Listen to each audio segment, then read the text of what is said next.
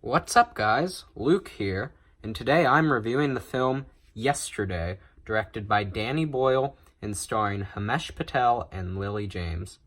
Let's get right into it.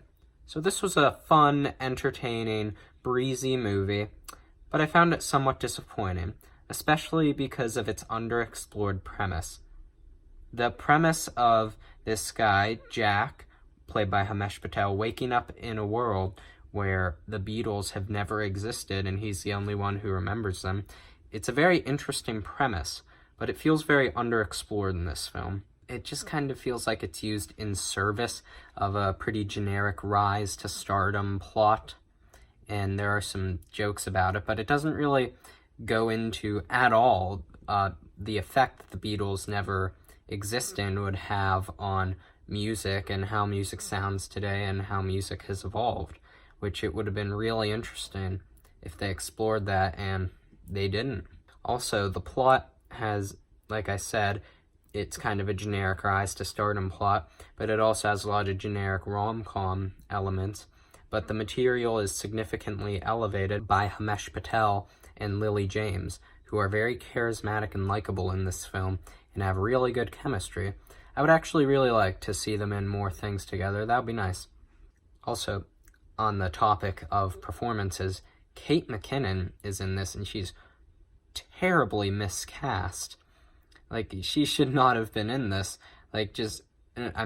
She's fine in other things. Like, I don't personally dislike her as an actor or person or anything, but just, her sense of humor and her acting style just does not work with the way her character was written. So this one's completely on the casting department, because what were they thinking? It just doesn't work.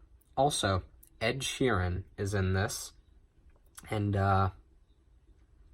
he's not an actor, nor should he be, based on this film, but there are some funny bits with him, but there's an equal amount, if not more actually, parts with him that feel very forced and cringeworthy, and especially this one part where there's this really romantic part in the romance story, and it's supposed to be very sentimental and sweet, but it's just ruined by their song choice. It's this Ed Sheeran song.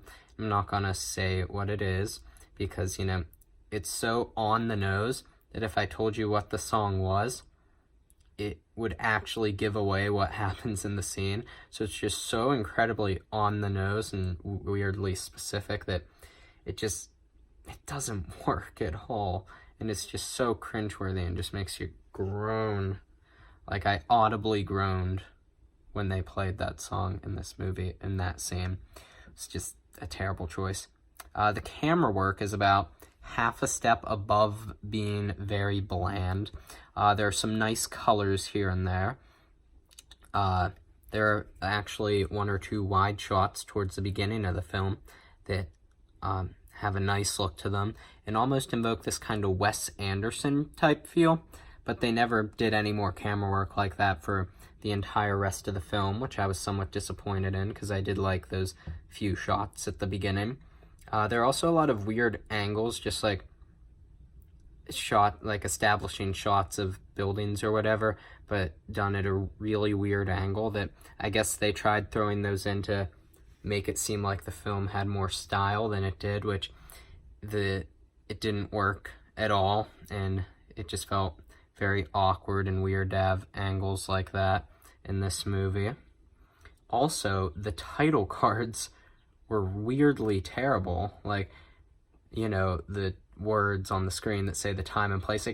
Usually you never leave a movie and go well, that movie was pretty good, but it could have used better title cards. No one ever says that, but with this movie, I'm saying it, because the title cards were so bad.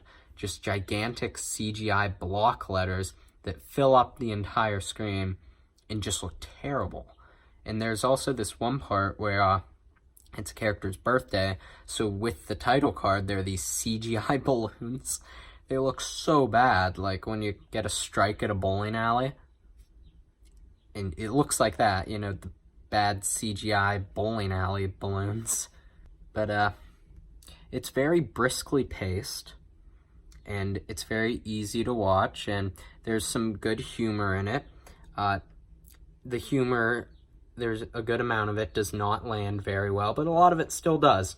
And the cast, like I said, is very likable, and there's some fun moments throughout the story, so I would give this one a 3 out of 5.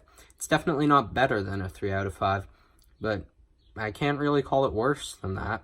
So, yep, 3 out of 5.